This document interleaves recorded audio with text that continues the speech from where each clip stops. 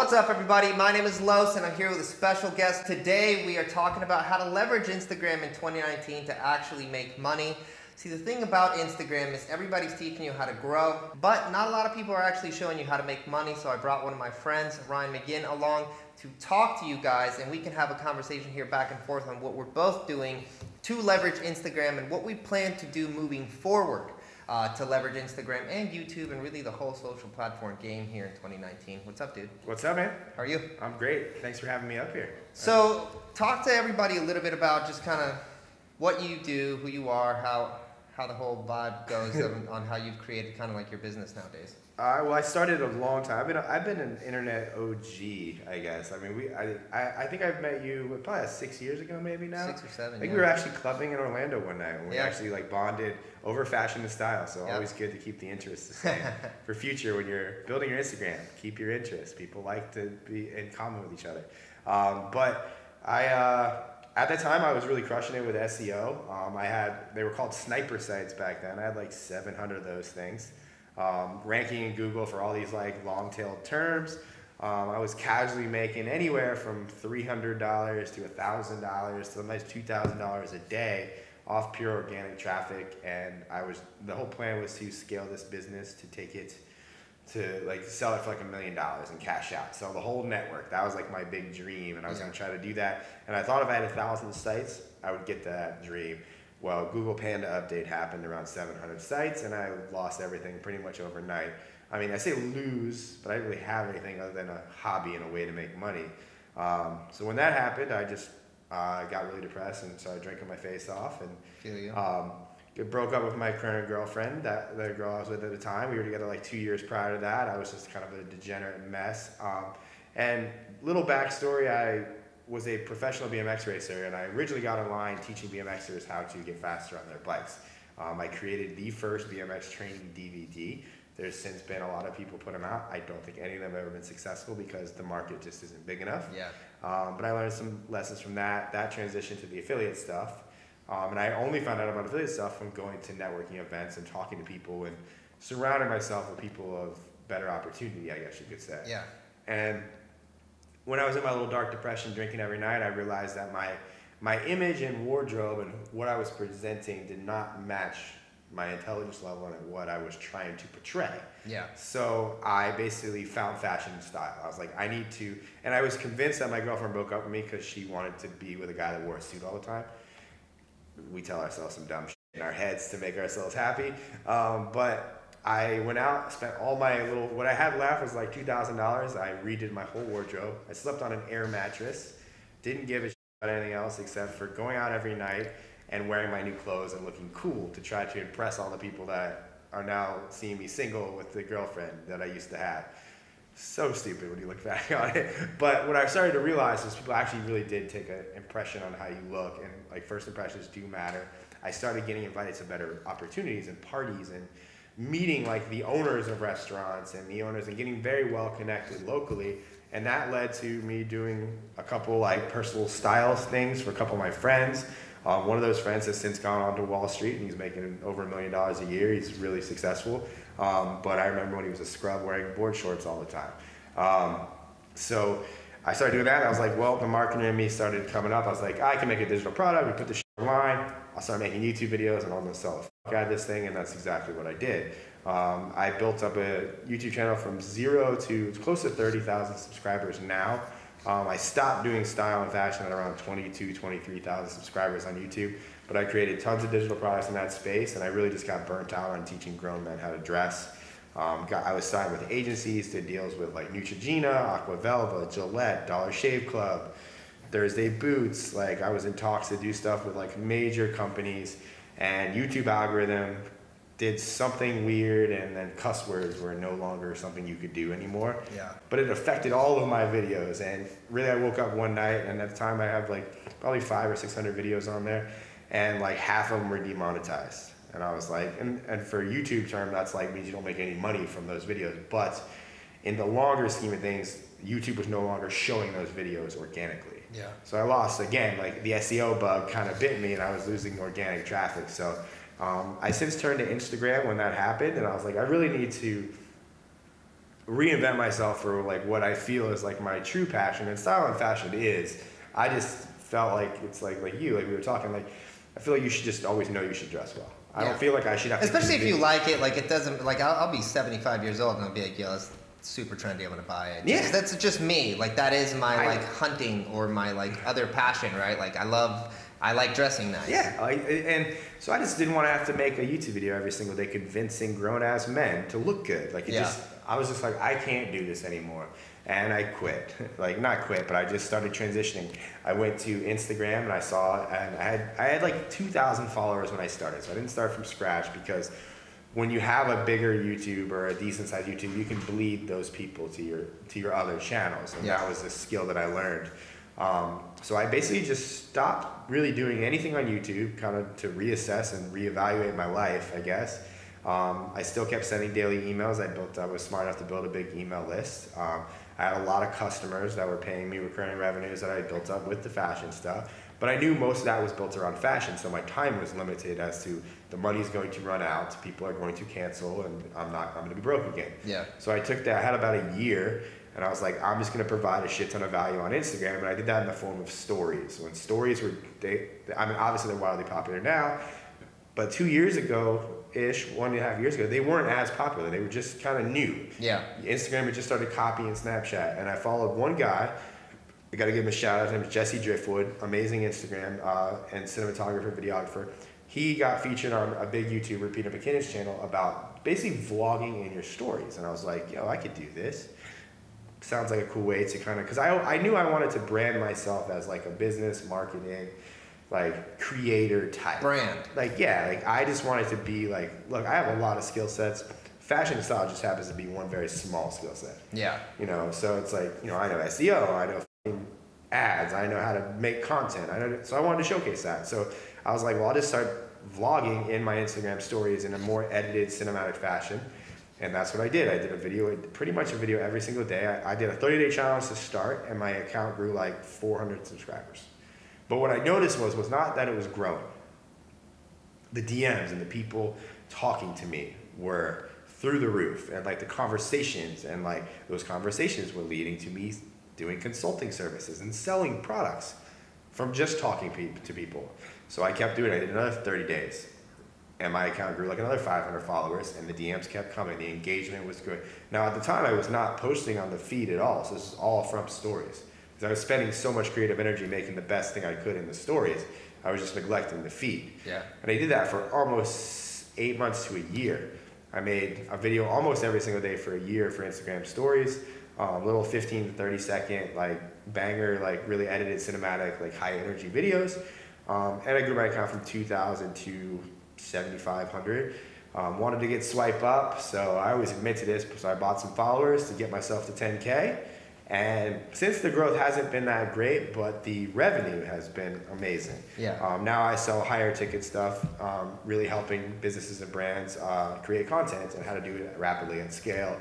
I have an agency back home where I actually do this for local businesses. So not only do I do it for myself and teach others how to do it, but I actually do it for businesses and brands, which is something you don't see too often. Somebody actually does what they preach. No, everybody, you know, that's a big thing that I talk about with the content that I make. A lot of people right now, you can see them, and we were just talking about it offline, like, yo, I make this much money, I'm in a plane, I'm doing this, I'm doing that, but your cars are rented. I literally got a dude on my DMs that told me that I could go to the Sanford Airport here in Orlando, and he, just to like have me on some pictures with his thing, he's like, you can just use my plane, sit in it, and like we can take some pictures with you. And I was like, that's super G, bro, I'm good. I don't want to do that. Because I think that everybody right now is they're buying lies, right? And like one of the big things that I want to make with content is like, listen, this shit's tough. Like this is not as easy as like the world. It's a job for starters. Sure, it's a lifestyle, but you can make anything a lifestyle, right? Yeah. But like at the end of the day, if you really want to grow something, like it's day in, day out. There's hard parts, there's easy parts, but like every day is going to be different 100% if you're doing your own thing. Yeah, and it's too like what you're saying, like Instagram has allowed smoke and mirrors to become cool. Yeah. Like everything is a facade, and everybody's showing their best life, and myself included. When I post a picture, I'm not gonna put my worst picture up there. I'm gonna make myself look good. Because like I think that like I treat Instagram as at least the feed and what's happening on the main page like it's like my business card. It's like a resume for me. Right. And I like to create content that hits, like I'm a marketer, and I love direct sales. I love psychological manipulation. Like I love influence and persuasion. Yeah. So like I want to make sure that my content is hitting all these psychological biases. And what most people fail to realize is that Instagram, because it's micro content, it's fast, it's rapid. There's only certain, like, you can only show so much in one picture and a little caption. You can only show so much in a minute video. But over the course of like a year, show a lot of fucking shit. Yeah. Fast. Yeah. And some people use that for bad, so I'm fighting a cold. So when you have a child, you just tend to get sick for like 3 years, I feel like. I know you can relate to that. Yeah, so it's just a matter of, like, I hate the fakeness that's out there now. And it's like, I look at people's accounts, I'm like, oh, God. Yeah, because we can see inside the truth. So I know that you said you worked with Thursday, Neutrogena, a bunch of stuff. So a lot of people here that watch want to like get brand deals. I always say the best brand deal is building your own brand, right? Like that's the best thing that you can do. So talk to me about how that went. And you say you don't do them anymore. Like why? Like what happened? Well, I sold my integrity, and and this is like, you know, looking at the cameras and people watching this, like. There's a number, I don't know what it is, and for me at that moment in time was like, I think $7,500. Yeah. I looked at that as, wow, my daughter's almost 2, like that's school, that's like, and I agreed to make certain videos for this company for that amount, and I did, but they did some shady stuff on their end of the agreement, but what really taught me the lesson was, they did what they did, and they said, okay, fine, you don't want to work with us, you don't want to post these videos, cool, give us a refund. You've already done 2 videos, so we'll say an average of $1,000 a video, so you owe us $6,000. I didn't have $6,000 to give them back. Yeah. I had spent it. Yeah. I had paid rent, I paid my bills, I had gone on a trip with my family. Like, it was gone. Yeah. So I was like, fuck. So I had to put a smile on and fake 3 videos. Yeah. I didn't ever want to feel that way again. And that was like, if you went on my channel and you fish back through all the marketing stuff that's there now, the last fashion video, that was that video. And I mean, I think I might have put up a couple more just to kind of save face, because I really, it affected me mentally. Like, I was just like, I don't want to be a sellout, but I mean, and I don't consider brand deals selling out either. Like, everybody should get paid. And a lot of people, like, if people that want to be influencers, like, I think that you should set yourself up to get paid from day one. Obviously, you built a brand. If somebody wants to pay you money, they want your audience. So you always have to remember that. You may be broke. You may not have any money, but they want what you have. Don't let that shit go for cheap. Like, and that's, I think a lot of people make that mistake, especially influencers. Like, they just, it's cheap. Like, they let the attention span of what they built go for like $200. It's like, I think you can do brand deals, but I think one of the biggest things is that you have to always still insert your brand. I think where people go wrong is like these bigger influencers even that have big following, like 2, 3, 4, 500,000, 1 million, and they're just doing Sweet Bear gummies and like these, you know, fit tea and whatever. Nothing CBD wrong. Stuff seems to be the new stuff. Yeah, nothing wrong with brands, man. Like, I have brands, it is what it is. Like, I get it. Like, we pay influencers to work with us and stuff like that, right? But I think that if you do it all the time, they're just like, dude, I don't want to buy any of it. You're killing your audience because like you gave all this value, and then you're just selling whatever someone gives you money to sell. And I think that's where everything gets lost. You have to be like, you know, smart with certain things. Like, if you love boots and you're like, dude, I wear boots all the time. I have Thursday boots. Like, I like them, right? I mean, there's a lot of, I'm not against brand deals. Like, if Red Bull's watching this and they want to, like, literally, you know, my number's like 100K now. But like, you know, I would, like, it's something I'm about. Like, it's part of my lifestyle. Like, there's integrations that are perfect and make total sense. But I think by the time, and this is just me trying to tell the future, by the time brands get to where they want to like invest in something like that, I think that all the other influencers and the bad shit that's happening right now, they will have put such a bad taste in the mouth of brands to pay influencers, because you also have these big influencers and there's like no regulation right now. Yeah. It's like you just basically say a number, and if the brand's cool with it, they'll pay you. Yeah. You know, and then you have agencies that are in between as middlemen. Like I was signed to an agency, and they were great to me. But I don't know if they were giving me the full amount that they were selling. Yeah. Like I'm not saying that they would, but I don't know that. Yeah. Like I was just good faith in it, and they would send me their PayPal. Like I get a PayPal, they get cool, done. Here's the videos. Like, but I think that there's going to be like an oversaturation, and a lot of brands are investing a lot of money in these bigger influencers, and they're not producing an ROI. I think it's all about micro influencers. Mm-hmm. 10 to 100,000 real loyal followings, real serious engagements. You and I have talked about it. I see people that have 500,000 followers that you and I have the same story views as they do. Yeah. You know? And that's like, I always joke, cause like, I know if somebody's full of shit, or if they, not full of shit, like if they've done some weird shit to get where they are, like I think the story views and even video views on their feed are an indicator, because most people, I don't know if they're too lazy, but they don't pad the views on their videos. Just they buy the fake likes and the comments from their photos. They don't do it for the video, so the video views are just like way down. And there's tools. You can see their engagement. You can see the real talk. You can see what people are looking at, like how many followers they have, how many people are from India. Nothing wrong with that. Yeah, I mean, thing, I bought some to get myself, like, but ironically, getting to where, like, I know we're probably ahead with this with making money. Like, I bought the followers to get the swipe up feature. So you can make money. So I can make money, but now I make all the money through talking to people through direct message, not swipe up. Yeah. Like, so it's like my thinking was, I did the wrong thing. I was wrong.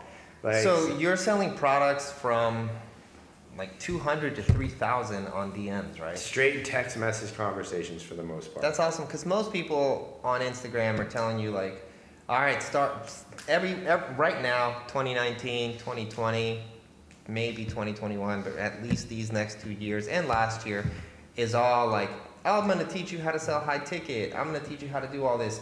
And the problem with that, I think, is that the economy is going to change at some point. At some point, you can't have everyone either teaching you how to teach high ticket, so now you teach how to do high ticket to people that teach how to do high ticket, and everyone's just buying all these things.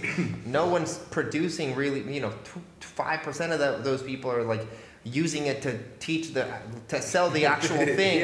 Everyone else is like, man, that was hard. I'm just going to teach people how to teach high ticket. Which is like just this cesspool, right? Yeah, it's like the coaches. Yeah, teaching coaches. We just made a commercial about that. Yeah. Like, and so I think it's smart to be like, yeah, man, $200, $300. I just sold something on my DMs for $400, right? And I can do that all day because it's relatable. It's financially okay. You're not blowing $4,000. It doesn't, $4,000 for a lot of people is like, that's my rent and my car and my food. It's all my bills for the month. Exactly. Like, even for me, like I don't overextend my bills, and like, when I'm looking for somebody to invest in a course, or whether it be a mentorship or a coach or something, because I'm trying to find one that like could actually like maybe help me. Yeah. Like, but these are educated decisions, and I personally like. I think when you're talking to people, like especially through direct message, they're kind of a little vulnerable, so they're being real with you. It's like you have to respect that to a degree and be like, look, okay, I have a myriad of things I think could help you. This is what I think is a good fit. Now, in many cases, my more expensive shit is not a good fit for somebody. And I could be a typical salesman and go, yeah, you need this, you need this. But at the end of the day, that person's not going to achieve success with my product. He's going to give me his $3,000 or $2,000 or whatever. And he's going to want it right back. And then he could come back and try to do a chargeback. He could try to refund me. When at the end of the day, I didn't set him up for success. Right. And I think that the internet's it's going like full circle now. Like, because for example, I have an event coming up. The first ticket sale, like I started selling it, and it was crickets for like a week, and I was starting to be like, oh God, like what am I doing? Oh shit, I can't sell it. Like maybe I priced it too high, because these are things, real problems 100%. that we have. That like, what do I say? What do I say? But it ended up, the first ticket sale that came through was a guy who saw me speak prior at my good friend Jason Capital's event. I posted the recording to my YouTube. One of his friends saw me speak, watched my recording, sent my recording to his friend. His friend followed me on Instagram. 2 weeks later, he paid me $3,000 coming to my event. Nice. That was like mind-blowing to me. Because that's like newspaper type shit. Like word of mouth. Like, hey, follow this guy. Like, I could not believe that. And I was like, and that's how conversations on Instagram are happening. And then the guy reached out and he asked me questions. You know, I could tell he was interested in the event. Yeah. Like, so I didn't feel bad saying, yeah, I think we're a good fit, let's hop. And in, you know, some cases you can do phone calls. Some cases you don't need to do phone calls. Yeah. Most people in the younger generation, I think, are averse to phones now. Yeah. Like, they don't have it. Like, we have iPhones, but this isn't a phone to them. Yeah. This is a mini computer and like a picture taking device. We're messaging. Like, they don't want, like, to talk. Like, you know, they think you're weird if you want to talk on the phone. Yeah. So, like, you know, for certain things, I think there still needs to warrant a call. Yeah. Like, in, you know, certain questions and things that I want people to see and do, I want on the phone. But with the DMs and things like text message conversations, like, I think that's a skill set that if you haven't already started to develop, you should. It's a different way of selling. I mean, I do a lot of anti-selling now on my DMs, like, because I don't want to get on the phone, because it's also kind of a waste of your time. If you can already tell through 2 or 3 sentences, you're like, oh, it's not a good fit, and they want to get on a call with you. I'm like, listen, flat out, here's pricing, bro. It's pretty expensive. I totally get it if you don't want to work. And if they're like, no, can I just ask you some questions about it? Okay, now you know there's a pitch. I'm for sure going to sell you on one of these 2 things that you just said you want. I'll get on a call. Yeah. But other than that, I've been putting out a lot of content, and I'll do a swipe up, but I'll also every time I say swipe up, I'll also say, or DM me, and I'll just give you guys a link. I get way more DMs than I actually do swipe ups. Yeah, 100%. And it's also too, it's like we were talking earlier, like, I think that the fakeness and everything is drawing out of Instagram. Like, people are starting, I don't know that necessarily they're getting exposed. I don't want to say, I think that's a bad terminology to say they're getting exposed. But, like, people are just seeing, it's like, if all you're about is fancy shit, like, who is the real you? Like, who is the real person? Like, what do you do? Like, and that, like, even myself, like, I'm a content creator. I teach how to create content. Like, I teach how to make myself look the best I possibly can. And I think other people should too. So it's hard for me to just take out my phone and take a picture or just a video of what I'm doing like this. I'm like, oh. Because you feel like no one wants that. You know, but they do. But they do. And they want, and it's all different aspects. And that's kind of like one of the things that kind of, like what you're saying, is when you say anti-selling, like, you have 2 different scopes of people, and we know a lot of each of these scopes. You have the content people and you have the sales people. And I think if you can put out really good content at a rapid pace, a lot of content, your sales process can be a lot less polished because you're authentic and they trust you and you're relatable. But if you don't have enough content and your content sucks, your sales process has to be this most polished, smooth, and slick, and in many cases slimy slope that these people have to go down. And that's fine. You can either be one or the other. And there's very successful people at both ends of that spectrum. But I think the content aspect is where people right now need to focus on, because you can anti-sell and sell and indoctrinate and, like, provide a value for everybody just by putting out whatever it is you want to put out. So do you have like a system, like daily, you kind of think through stories? Like for me, what we do is we basically Monday through Thursday, and this is new, but it's working, so we're kind of following it up. We used to be like Motivation Monday and like Tactical Tuesdays and all this stuff. Now I'm just like, guys, here's a lesson, here's me talking, here's life, this is what's happening. And Fridays we do what we're calling now like Flex Fridays.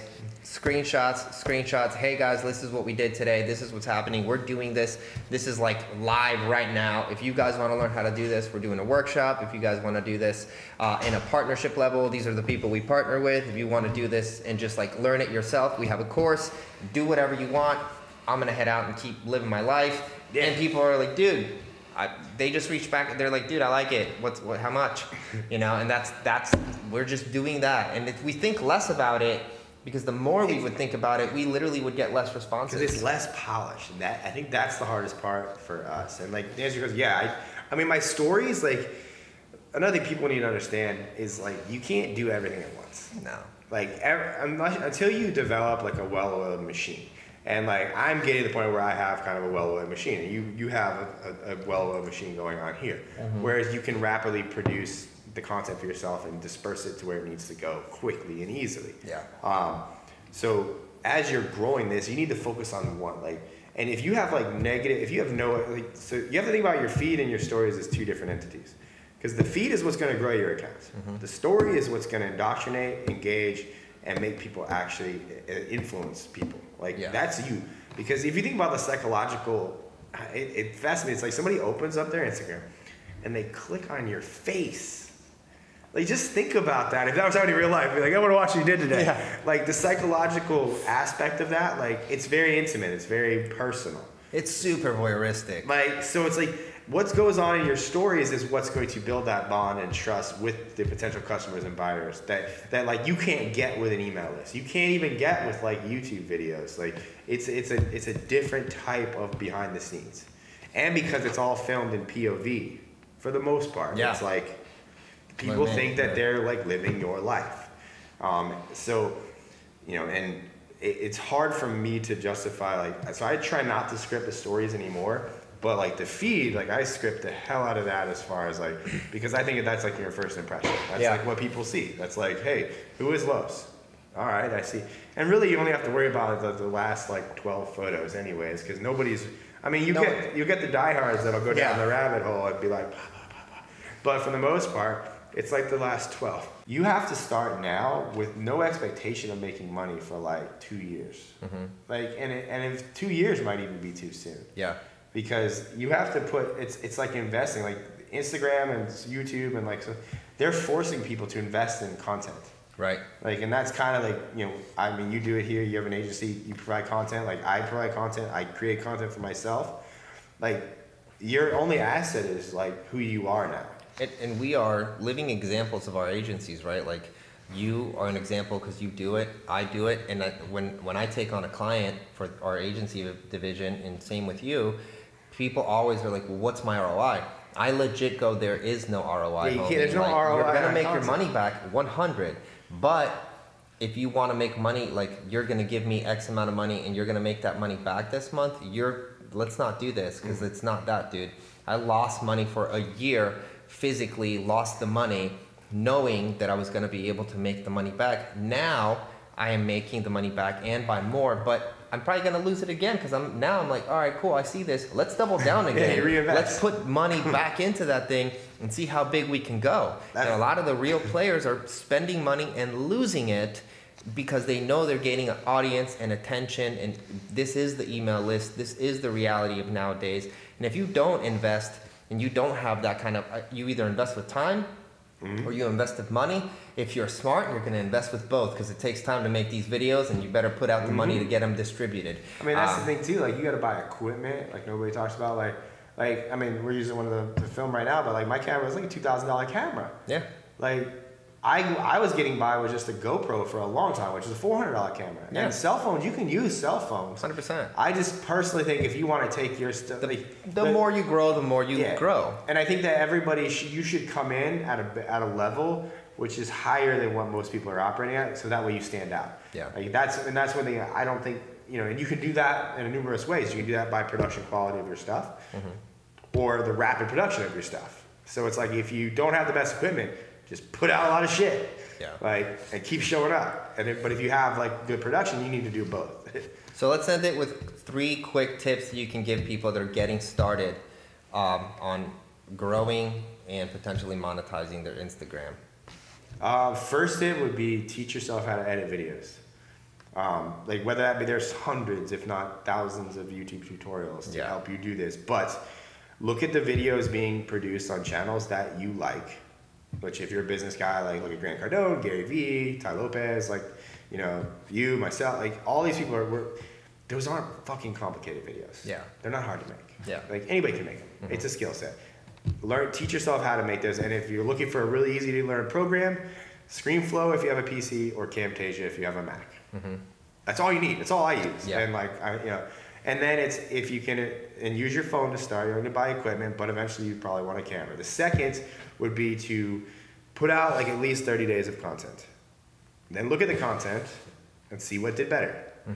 Then take that content, because if you have no following, you need to grow. Take that content, run it as an ad. Just a content ad. Yeah. No call to action, no expectation to make any money from that piece of content, just to bring awareness to you. And your profile visits will go up and people will start following you. And then the third would be to just have conversations with people in the direct messages and ideally have something to sell them. Whether that be a Skype call for $50 or $100, where you can help them through their problem. Like, that's 3-step process. It's like, that's a 6-figure business. Yeah. Like, and then if I would add a fourth, I'd say it does make sense to get to hire a photographer to do photo shoots. Yeah. And most people think that's like going to be this major adventure, and like, it's no. A lot of people do it for free just so they can have the photos, man. Yeah, like, I mean, but you get on it like where you could just go on like Craigslist or like our marketplace or something and look and hire photographers at the highest charge $100 an hour. Yeah. You show up, you already know you have 4 locations in mind. You have a duffel bag with 4 different outfits. You change in the parking lot, and you have 4 different locations. And usually you'll get anywhere, if you suck at what you do, you'll get 10 photos. Yeah. If you can pose, which is a skill that you could probably learn very easily on YouTube, I did. Learn your angles, learn how to pose. You'll get 25 to 30 photos every time you do that. That's your entire month of content. Yeah. And then you learn how to download the free Lightroom app on your phone and mess with your pictures. You don't even have to have a fucking anything. Just mess with them so you think they look good. Yeah. And then upload them to Instagram. That's your photo editing skills that need to happen. Like, and those things, along with like doing your own videos, like, there's no reason you can't put out one piece of content every single day and not stress yourself the fuck out. Yeah. Like, that's what I would do if I was at 0 right now. So you're doing an event in April. Why don't we tell everybody about your event, and if they want to go to the event, we'll link out and everything. Yeah, it's called Social Content Mastery, and it's a higher ticket event. It's $3K. I'm not afraid to tell anybody that, but it's a 2-day. It was a 2.5 day event. First day being meetup. Second day being more the psychological aspects, kind of like I just shared those little 4 boxes. Yeah. But I'm gonna go deep into that. I'm gonna show specific examples, what everything is, why they all work together. We're also going to devise a 30, 60, 90, 180-day content calendar for each individual person at the event. And then the second day is a workshop day where I'm going to physically, like, you have to bring a camera. So if you don't own a camera or a phone better than an iPhone 7, like, it's not for you. Like, yeah. You're going to be creating content all day long on that day. And I'm going to show you how in one day you can crank out at least 30 days worth of content. So you'll leave with 30 days of content for yourself and a 1-year plan. If you can't be successful after that, I don't know what else I can do for you. So that's like the big promise, but it's basically everybody's preaching content, and I just want to be the guy that teaches you how to make the content. Nice. You know, I'm not trying to teach people to be professional videographers. If you do come to my event and you're like, man, I really like video, cool. There's your path. Yeah. But you're still gonna need to make content for yourself. Yeah. But it's not to be a professional videographer or not to be a professional photographer. I just know what looks cool, and I understand psychological biases, and I know how anybody, any niche, doesn't matter who you are, can recreate that for themselves. Yeah. Even if you're just trying to get laid with your Instagram, like, because you should have a good Instagram if you're using it to pick up chicks. Yeah. So I think that's what it is, and it's in St. Petersburg, Florida. So nice. You have to travel for it, and it's not even that expensive. St. Pete's cheap. Yeah. Like, so. If people want to find you, what's the best place? My Instagram, Ryan McGinn. Awesome. All right, guys. So that's it for today. As always, subscribe, like us, join the notifications, and if you guys want to get more content like this, you guys want to learn ads, emails, the whole thing, check out our SVG Academy. All the links are in the description, along with Ryan's event. That's it for now, guys. We'll see you guys later.